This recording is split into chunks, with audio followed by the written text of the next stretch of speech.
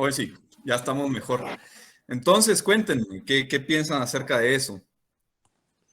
¿Ustedes creen de que existe una que no se puede? ¿Por qué, Cindy? Abrí tu micrófono y hablas.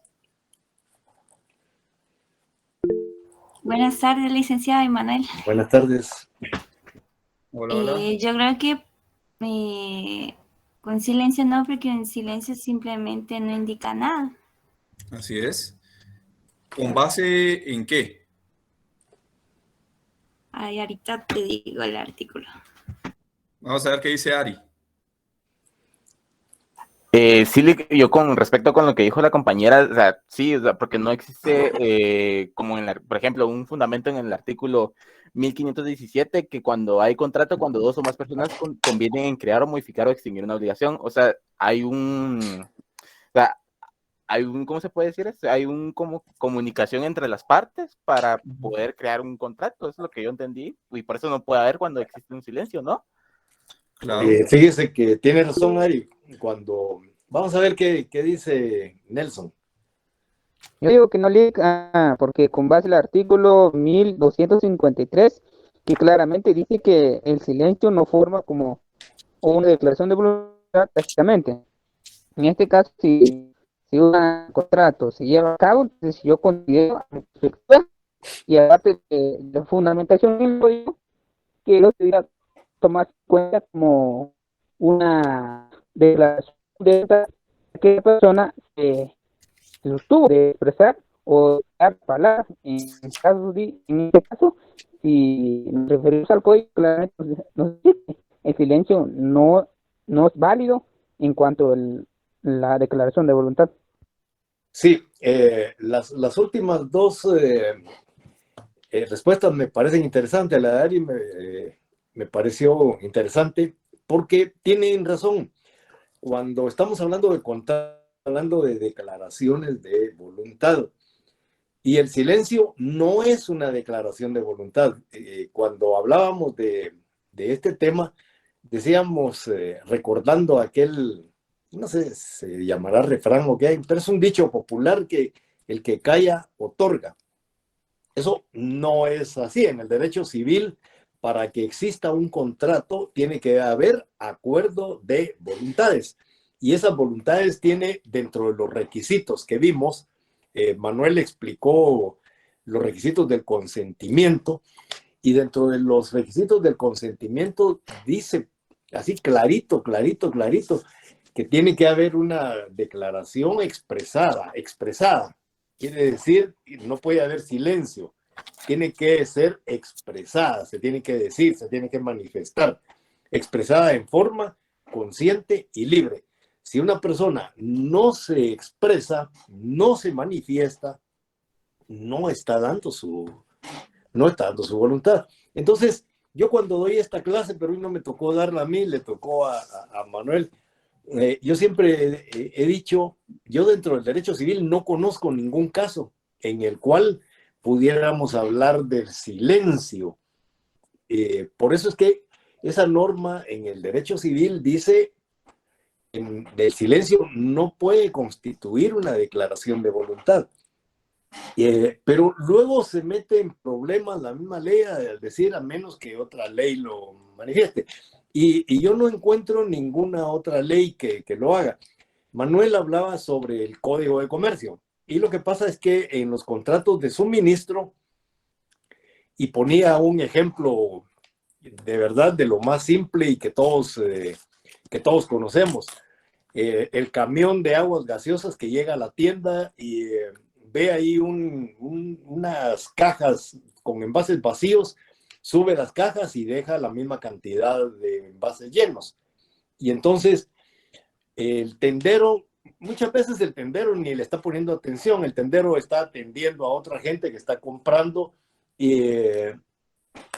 hasta ahí. Cuando el tendero se da cuenta es porque ya el espacio donde estaban las cajas con envases vacíos ya está llena. Entonces ya solo las llevará a algún lugar, a la refri o alguna bodeguita o qué sé yo. Pero a él no le preguntaron si quería o no quería que le dejaran aguas. El solo hecho de ver los envases ahí ya implícitamente se entiende que se los deben cambiar. Pero eso, me recuerdo que dijo Manuel así muy clarito, previo a eso existió un contrato. Y en ese contrato hubo una declaración, es decir, ahí sí hubo declaraciones de voluntad. Es decir, cuando se celebró el contrato de suministros, las partes, el tendero y el que le suministra los bienes, sí acordaron. Y acordaron precisamente que con cierta periodicidad el camión iba a llegar, iba a cambiar los envases vacíos por envases llenos. O sea, esa parte ya estaba declarada. Cuando se hace la entrega, lo que se está haciendo, en mi opinión, es el cumplimiento de un contrato. El contrato per se fue celebrado entre dos partes y hubo declaraciones de voluntad. Lo otro, me llama más la atención lo que dice el código con respecto a no aceptar. Es decir, es una de las facultades que están inmersas dentro del contrato que se ha celebrado. Es decir, llega el camión con los envases llenos, es decir, con las aguas y todo eso, pero el tendero le puede decir, mire usted, hoy no quiero nada. Entonces, el del camión pues ya no baja los envases. Entonces, por eso dice la ley que para evitar que se siga cumpliendo con el contrato, la parte que contrató, que en ese momento no está interesada, puede decir, mire, no quiero. Eso es exactamente lo que dice la ley. Entonces, la respuesta, lo que decían los compañeros Ari y Nelson, para que exista un contrato, tiene que haber declaraciones de voluntad. No puede asumir uno que hubo contrato porque otro se quedó callado. Por eso dice la ley, el silencio no es una declaración de voluntad. En algunas otras ocasiones puede ser que el silencio se tome como un sí o un no. ¿Qué es el problema? ¿Es sí o es no? Bueno, en el caso del silencio, para mí sería un no. Es decir, no quiero decir, no, me quedo callado. No quiero decir sí, me quedo callado. Pero el no decir sí debiera de interpretarse como un no. O sea, no se trata de eso. En un contrato tiene que haber una declaración, dice... No, eso no lo dice la ley, eso lo dijimos nosotros analizando los elementos del consentimiento. Tiene que haber una declaración expresa, dice la ley. Cuando dice, no la ley, necio, ¿verdad? Eso lo dijimos nosotros. Expresa quiere decir que se tiene que manifestar la persona. No puede haber una declaración tácita. Es decir, la declaración tiene que ser una declaración expresa.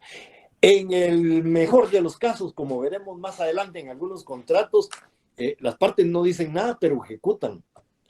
Como por ejemplo cuando veamos el contrato de mandato.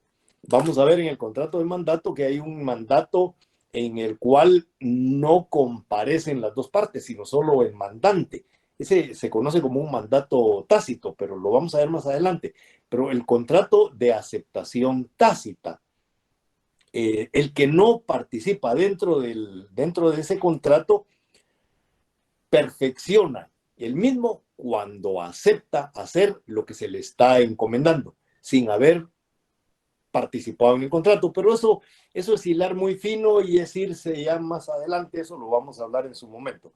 Pero concuerdo con estos dos compañeros en el sentido de que si estamos diciendo que para que exista contrato tiene que haber declaración de voluntades, no de una, declaración de dos o más voluntades, entonces no puede aceptarse el silencio como una declaración de voluntad. ¿Queda claro? Bueno, ¿qué otra pregunta había, Manuel? Disculpe, no me No, hombre, recuerdo. Puso ahí. No, buenísimo. Pues mire, también había una segunda pregunta dentro del video en donde básicamente exponía una situación en donde se realizaba un contrato previo con ciertas, digamos, ciertas pautas ya establecidas y que posteriormente viene, la otra parte contratante y le indica que la cantidad de cobro ya no va a ser la misma, sino que va a ser más. Ajá. ¿Se Bueno, puede hacer eso de forma unilateral una persona sin intervención de nadie más? ¿Ustedes qué piensan? Y esto lo vimos, yo recuerdo, Lick, lo vimos en Derecho Civil 3. Pero aún así es pura lógica. Claro, Con lo que vimos ya tenemos suficientes elementos como para poder responder. ¿Y qué responden ustedes? Otra vez, adelante. Ari, dele. Pues lo mismo de lo anterior, o sea, no se puede modificar un contrato si no está de acuerdo la otra parte. O sea, yo, por lo que me estoy basando, es por el 1517, o sea, que las dos partes tienen que tener el conocimiento para que se haga la modificación del contrato. O sea, que le está aumentando el precio a lo que estaba antes estipulado en el contrato sin saber la otra. Bueno, yo creo que bueno, ¿hay alguien más que quiera acotar algo a lo que dijo Ari? Evelyn. Buenas tardes. Ahí no podría ser revisado por un juez como está en el artículo 1330. ¿Qué dice el Que artículo no, 1330? Dice cuando las condiciones bajo las cuales fuere contraída la obligación cambiaran de manera notable a consecuencia de hechos extraordinarios, imposibles de prever y de evitar, haciendo su cumplimiento demasiado oneroso para el deudor, el convenio podrá ser revisado mediante declaración judicial. Es lo que dijo No. la imprevisión. No, le voy a decir por qué no. La cláusula de imprevisión va a requerir de la declaración de un juez que diga eso es demasiado oneroso, etcétera, etcétera. Pero la pregunta que hacía Manuel es si unilateralmente se podía hacer una modificación a un contrato ya celebrado. Nosotros sabemos que los contratos, esa es la definición que tenemos de don Federico Puig Peña y la definición legal. Los contratos, el acuerdo de voluntades crea instituciones, pero también las puede modificar. Pero para modificarlas tiene que haber acuerdo de voluntades. Me recuerdo yo del artículo 1578. Alguien que tenga su código ahí a la mano. Yo tengo el código, pero no los anteojos, y entonces se me complica la cosa. ¿Qué dice el 1578? ¿Yo, licencia? 1578. Sí. La ampliación, ratificación o modificación de un contrato debe hacerse constar en la misma forma que la ley señala para el otorgamiento del propio contrato.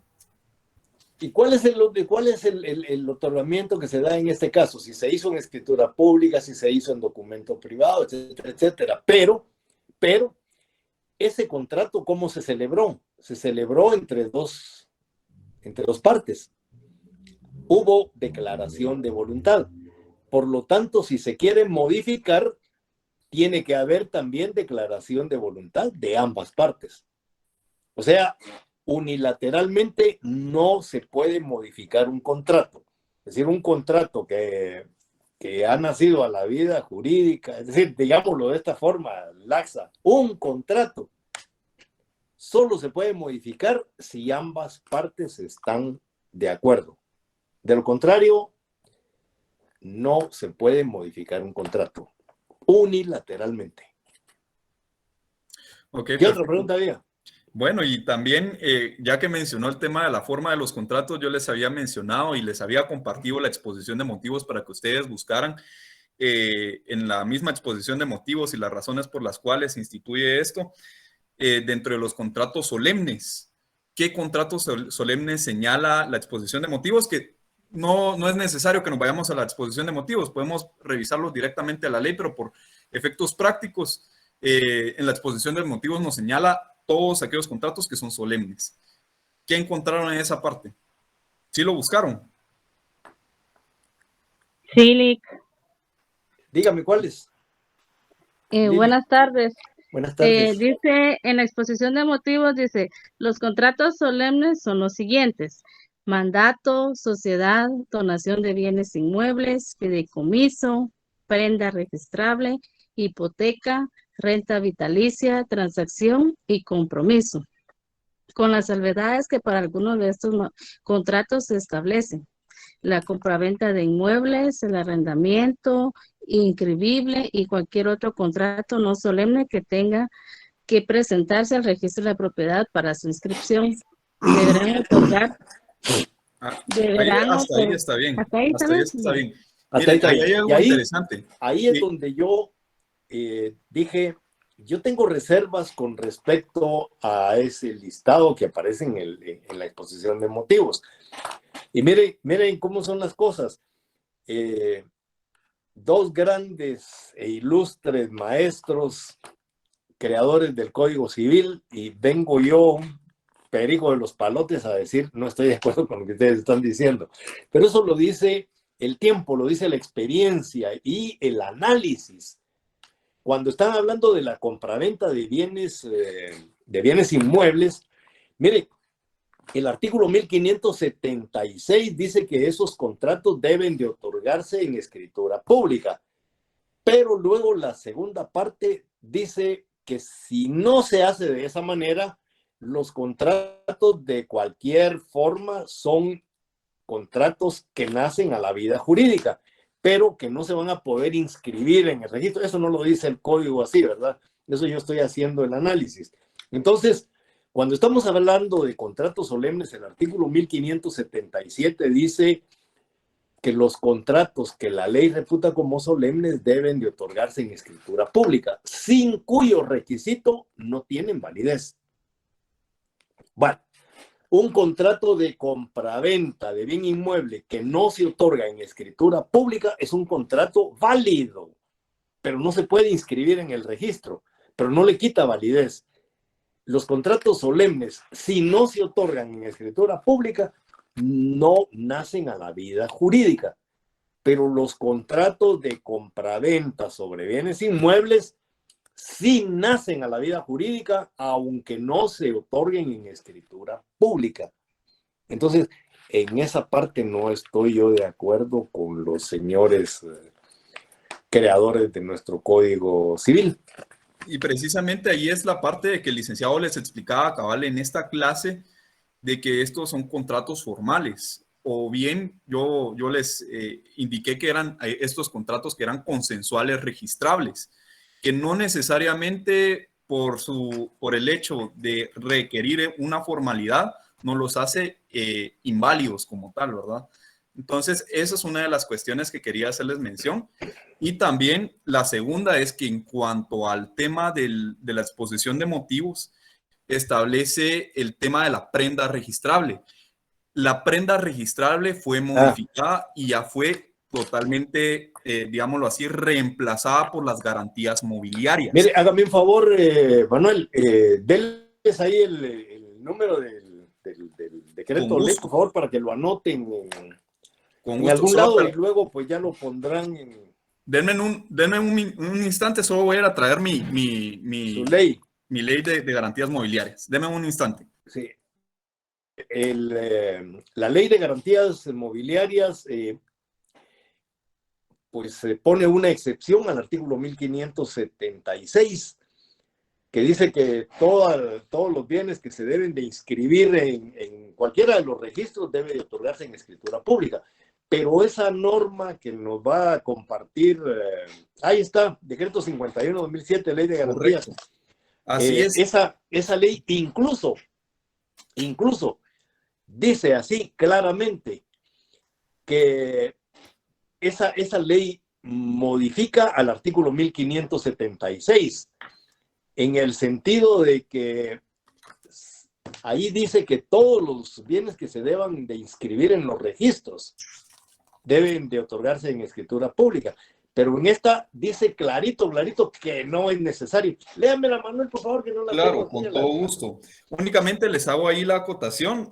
El decreto, tal cual como lo expuso ahí el compañero, es el decreto número 51-2007, pero lo que hizo que se reemplazara totalmente el tema de la prenda es el reglamento, el acuerdo gubernativo número 211-2021, para que lo tengan ahí en mente y que ustedes ahí señalen en su apartado de prenda, que ahora el registro de garantías, o digámoslo así, el registro prendario, ese ya no existe. Si uno va o pretende inscribir una prenda, ya no se la van a admitir, y al contrario, ustedes van a tener que, o los van a remitir al registro de garantías mobiliarias. El artículo 79 de la Ley de Garantías Mobiliarias establece lo siguiente: no obligatoriedad de escritura pública. Para la constitución, cesión, disposición, modificación o extinción de las garantías mobiliarias, así como al registro de garantías mobiliarias, no le es aplicable el artículo 1576 del Código Civil, así como cualquier precepto o normativa que señale la obligatoriedad de escritura pública. Acá lo que sucede es que, y le comentaba al licenciado, de que este registro nació realmente por una donación de un sistema que otorgó la Embajada de México a Guatemala. Entonces, realmente es totalmente disparejo a nuestro cuerpo normativo. Y la verdad es que simplifica muchísimo más la constitución de la garantía mobiliaria, porque hace una presunción de que existe un contrato, pero realmente uno no tiene que presentar un contrato. Uno únicamente llena un formulario, y ya con ese formulario es nuestra garantía mobiliaria, y posteriormente cualquier eventualidad de que se tenga que presentar en una ejecución en la vía de apremio, se tiene que adjuntar el contrato y se tiene que adjuntar ese formulario. Pero se presume, realmente si no existe el contrato, ahí sí que muy problema de las partes, pero el registro se exime de eso, ¿verdad? Eso es con base a la Ley de Garantías Mobiliarias, que en este caso, pues yo creo que en Derecho Civil... Dígales cuál es el número de los dos, de la ley y del reglamento, Claro. por favor. La Ley de Garantías Mobiliarias es el decreto número 51-2007, que este decreto como tal establecía de que se iba a hacer de forma subsidiaria, o se iban a realizar las garantías mobiliarias de forma subsidiaria con la prenda. Pero el reglamento, el acuerdo gubernativo número 211-2021, ya deroga prácticamente por completo la prenda, ¿verdad? Entonces, sí, eso les quería comentar. Y miren, esta ley es bien interesante de estudiarla, porque esta, pues, viene a cambiarnos un poco la perspectiva que traemos acerca de los registros. Sin embargo, hay una cuestión. Yo tengo mis reservas con respecto a esa ley, por muy interesante que sea, porque fíjense que si leemos la ley del organismo judicial, es bien clarita al señalar el orden de jerarquía de las leyes. Y un reglamento jamás puede ser superior a la ley. Y en este caso, la ley no dice absolutamente nada con respecto a eso, sino que es el acuerdo 211-2021, que es el reglamento, el que viene a hacer una modificación al Código Civil. Eso es inaudito. Ahí, en esa parte, ahorita, Juan, hay un dicho ahí que yo creo que está en la Biblia, que dice que no hay que poner parche nuevo a trapo viejo. Cuando se pone un parche nuevo a un trapo viejo, lo que sucede es que lo termina de romper más, ¿verdad? Entonces, en el Código Civil, en el artículo 1576, pues dice lo que dice, pero luego viene un reglamento y quiere modificar al código, poniéndole una excepción. Esa excepción que tiene el reglamento, según mi leal saber y entender, lo debió de haber establecido la ley, porque una ley posterior sí puede revocar una ley anterior, total o parcialmente. En este caso, pues sería una revocación parcial, en la cual el artículo 1576 tendría que haber quedado lo que dice con el agregado, con la excepción de tal y tal y tal y tal cosa. Esa sería la modificación. Sin embargo, por hacer las cosas a la carrera, porque en este caso es correcto lo que dice Manuel, por tratar de sacar rápido una donación que era beneficiosa para Guatemala, se tiran una ley, luego se dan cuenta que no es lo que necesitaban, y entonces se tiran un reglamento, y en el reglamento desarrollan lo que la ley no dice. Y eso no es correcto y no es legal. Un reglamento tiene que desarrollar a la ley, pero en este caso no puede un reglamento ser superior a la ley, y no puede un reglamento, según mi leal saber y entender, derogar, aunque sea parcialmente, el artículo 1576. Ahí hay un problema de colusión entre dos normas, pero para mí prevalece el artículo 1576. Esa ley tiene que ser modificada si se pretende hacer valer el decreto 51/2007, como es el espíritu de esa ley. Pero mientras tanto, nos está dejando un problema legal bastante serio. Luego lo discutimos, Manuel. Juan Pedro, dígame. Sí, es que fíjese que justo con eso que estaba mencionando yo, estuve en una conferencia de garantías mobiliarias que promovió un grupo de la misma universidad, y estuve leyendo la ley. Y sí me llamó la atención porque, por ejemplo, en el artículo 10, cuando dice la constitución de las garantías mobiliarias, habla del contrato, del pacto y el convenio, pero ya el reglamento, pero ya cuando uno se va al reglamento y entonces se establece que no es obligatoria la escritura pública, entonces todavía sí me había quedado con esa duda de que entonces, sí se puede tomar el artículo 1576 como base, pero mientras tanto, si uno registra un bien en el registro de garantías mobiliarias, igual no le van a solicitar el contrato. Entonces, que, al final de cuentas me imagino que tendría algunas consecuencias jurídicas, porque también habla de los que solo hay bienes que son nada más en posesión y no en propiedad. Entonces, claro, esa era mi duda. Lo que sucede es de que cuando la ley se refiere a los bienes en posesión, se refiere a que la garantía mobiliaria como tal se va a realizar y se va a ejecutar con posesión o sin posesión. Cuando se ejecuta sin posesión, básicamente la persona que está realizando la garantía, es decir, supongamos un préstamo de dinero que te está prestando a vos, va a retener ese bien, y hasta que se lo hagas efectivo, cuando se lo pagues, te va a regresar el bien. Eso sin posesión.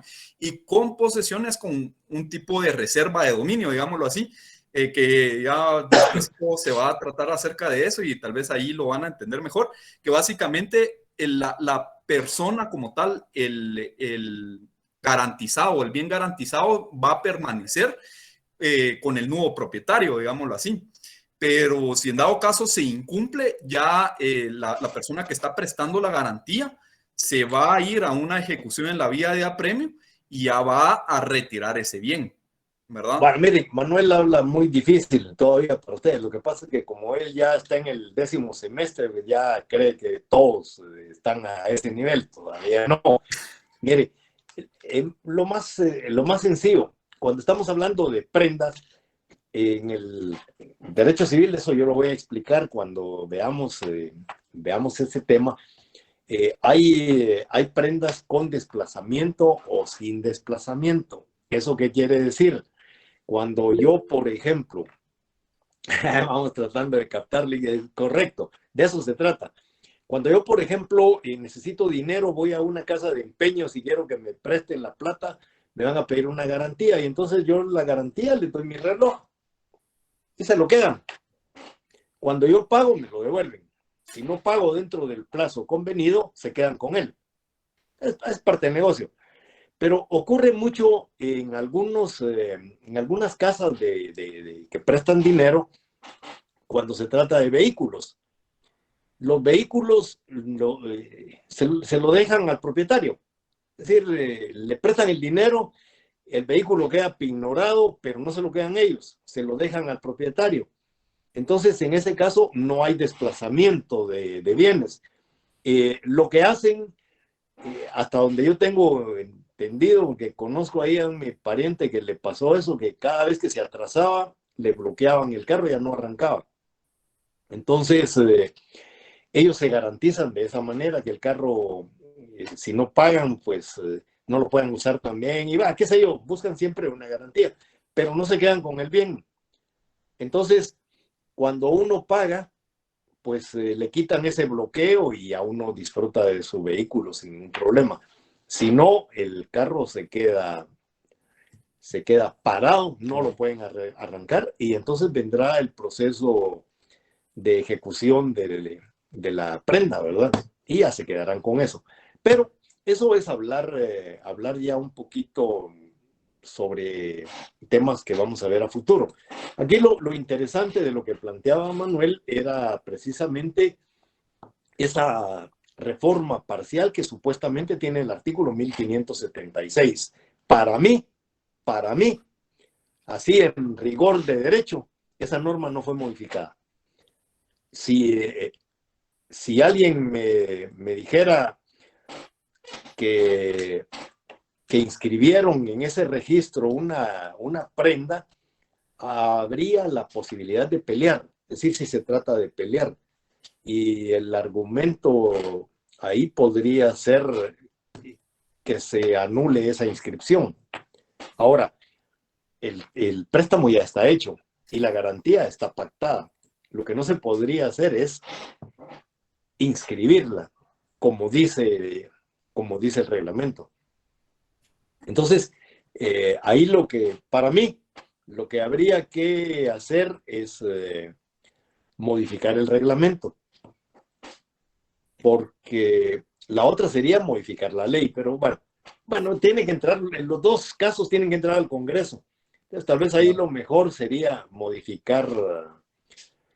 Sí, Juan Pedro, podría haber perjuicio. Es que ese es el problema que les decía de hacer una ley y no meditar sobre lo que se está haciendo.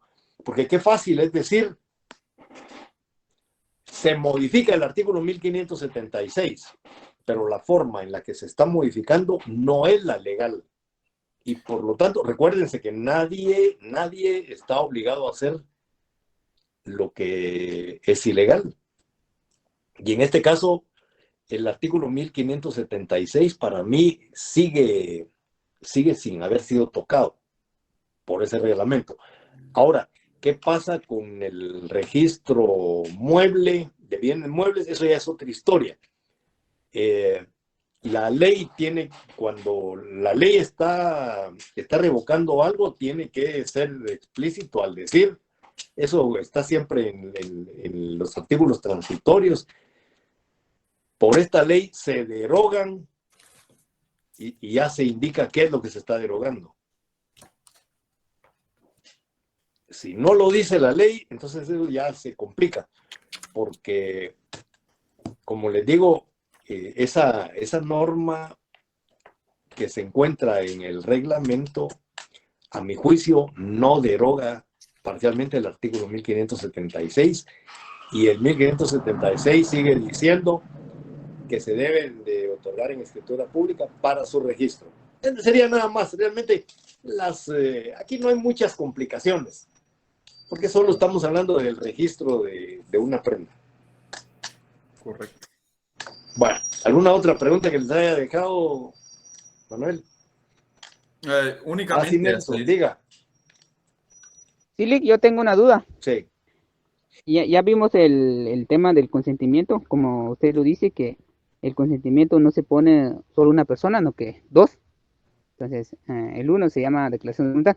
Entonces, yo veo una publicación en Facebook, más bien una noticia, donde decía que una señora que daba servicios así a domicilio, entonces una persona le llamó y le dijo que necesitara cierta cantidad de comida, y la persona que daba servicios a domicilio sí la hizo.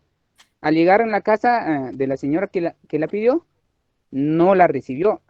No es que más que no la recibió, no la atendió, y la señora intentó tocar la puerta, pero nadie salió en la casa. En este caso, licenciado, se puede demandar la persona que pidió, ya que si, tomando como base el artículo 1574, que los contratos se puede hacer verbalmente, o por no haber ningún papel, se queda así.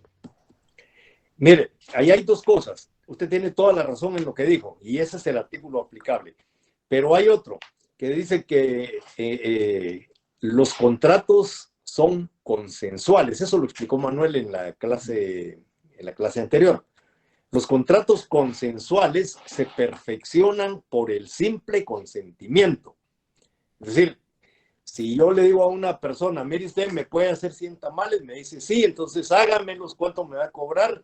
Mire, 5 quetzales por cada tamal, perfecto, quiero 1000 tamales para una fiesta que voy a hacer.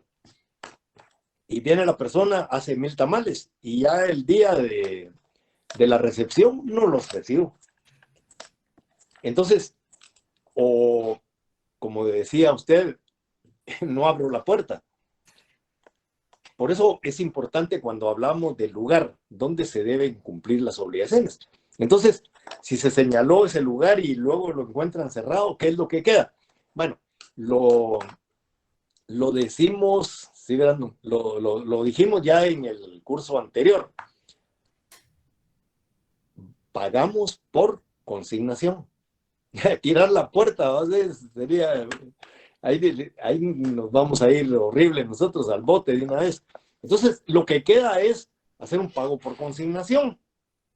Y la pregunta, bueno, eso ya lo respondí en el semestre pasado, lo vimos claramente. Obviamente no va a llegar una persona con los 1000 tamales al juzgado, ahí decir, mire, aquí vengo a depositar estos 1000 tamales. Es un bien perecedero y todo lo demás. Pero, bueno, esa sería una solución, ¿verdad? Porque el 50% puede ser los gastos y el otro 50% pues serán los honorarios, por lo menos no se pierden los gastos. Tiene razón. Y así se acostumbra. Pero en el tema que nos ocupa, lo que hay que hacer realmente es pagar por consignación. No, y aparte Ya también, vimos las maneras de pagar por consignación. Entonces sería de regresar. Me van a disculpar un poquito, es que la batería se me acabó y entonces estoy ahorita arreglándolo. no tenga pena. En eso, pues, Y esa es la ventaja de les estar. voy comentando. En el artículo 10 de la ley que yo les compartí, de la ley para reconocimiento de las comunicaciones y firmas electrónicas, reconoce los medios electrónicos para realizar negocios y los considera y los reputa como un contrato. Y precisamente se basa en el consentimiento que ya habíamos platicado, ¿verdad? Ese pues también se los compartí en el mismo apartado del Classroom. El decreto es 47-2008, por si les genera. Que es otra ley que merece un estudio especial, ¿verdad? Esa es otra de las leyes que yo creo que están para estudio. Básicamente, hay una norma que pone como excepción el tema de los contratos solemnes. Pero no solo hay contratos solemnes, también están los contratos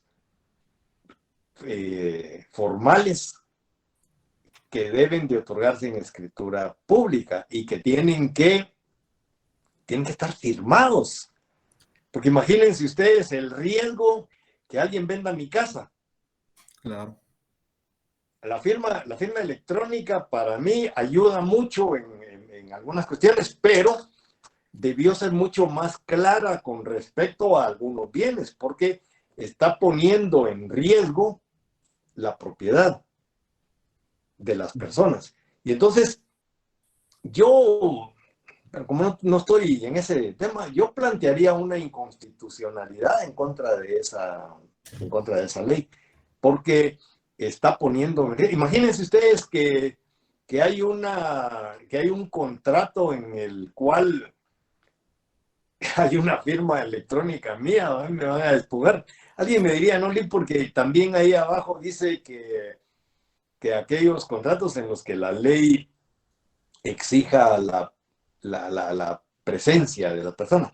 Bueno, habría que ver eso. Por eso les decía, cuando las leyes se hacen a la carrera, tienen errores.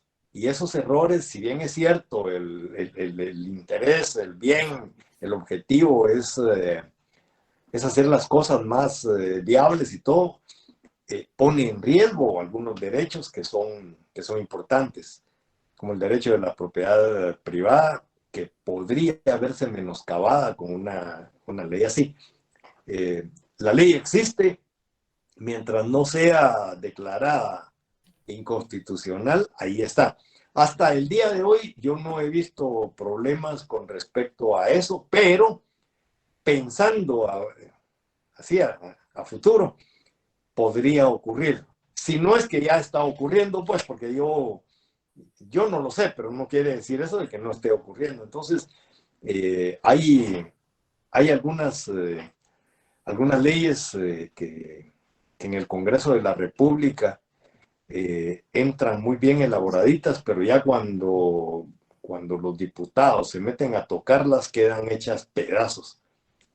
Y entonces yo no conozco el proyecto de ley, puede que estuviera mucho mejor desarrollado que la ley que salió del Congreso. No lo sé, no me he metido a verla, eso ya le corresponde a ustedes. Claro. Porque a estas alturas del partido ya casi que me viene del norte todo lo que pasa en el país. Ya me encerré en mi casa y ya no quiero saber nada más. Bueno, ¿qué otra pregunta les dejó? Ahí prácticamente también ya les había mencionado que buscaran dentro de la exposición de motivos el tema de los contratos consensuales registrables, que ya los vimos. Entonces, de esa cuenta, pues ahí culminaríamos y únicamente, pues, tal vez siguiendo la misma ruta del tema del análisis de esta ley. A mí no me dio mucho tiempo de profundizar, pero por lo menos les di los artículos más importantes y las salvedades más importantes con las cuales no se puede utilizar, como son las que ya mencionaba el licenciado, ¿verdad? Entonces, sería interesante que tal vez un fin de semana nos pongamos a platicarla. Ustedes me escriben ahí, si ya ahí vi algunos de que me escribieron para que profundicemos en esa ley. Yo con todo gusto, yo estoy presto y dispuesto, y también vemos ciertas como que formalidades ya a la hora de la redacción del contrato con firmas electrónicas, que en este caso pues tienen que ser contratos eminentemente o tienen que ser documentos privados como tal para que podamos realizar la firma electrónica. De lo contrario pues no subsistiría, ¿verdad? Bueno, entonces siendo así. Ahora yo tengo también algunas dudas para ustedes. Miren, ¿cuántos estamos en esta clase? Habemos, ¿qué? 101 personas. ¿Cuánto? 101 personas. 101 personas. O sea que no solo están Nelson y Yari.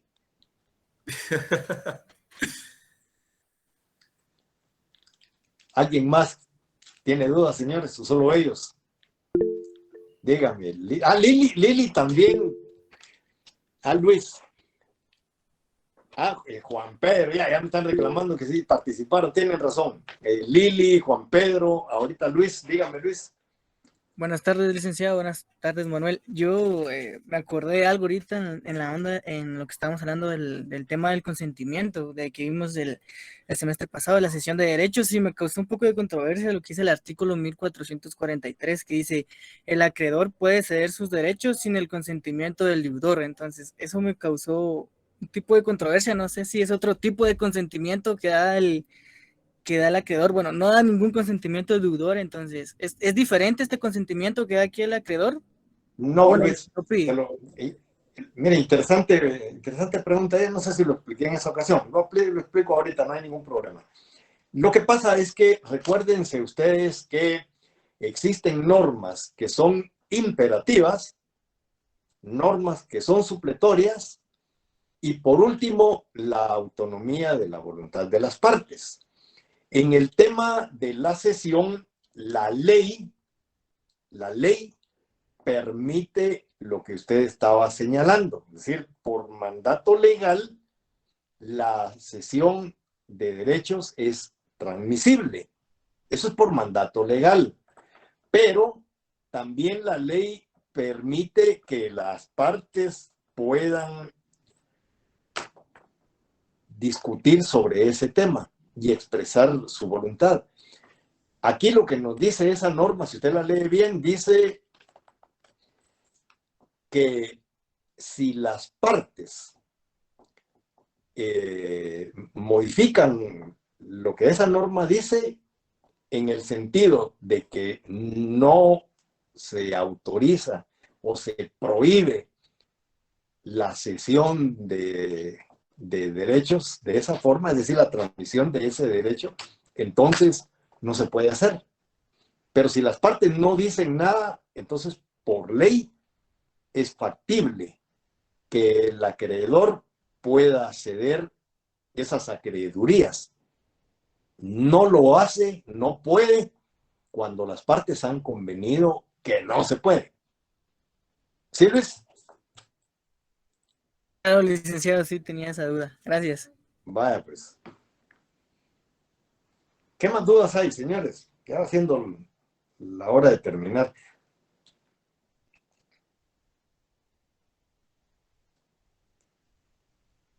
Ya no hay más dudas. Entonces, entiendo que la clase de la vez pasada está clara. Ya vieron la calidad de auxiliar que tengo. Ya casi que me puedo ir retirando tranquilo. Sé que voy a dejar a mis alumnos bien atendidos. No a ustedes, porque ya ustedes pues están todavía conmigo, pero ya en algunos años, cuando yo ya no esté en la facultad, pues espero en Dios que Manuel sea quien me sustituya y pueda atender a las promociones venideras. Yo me siento tranquilo con él. Muchas En gracias. cuanto a la clase de hoy, ¿quedó alguna duda? ¿O todo estaba claro?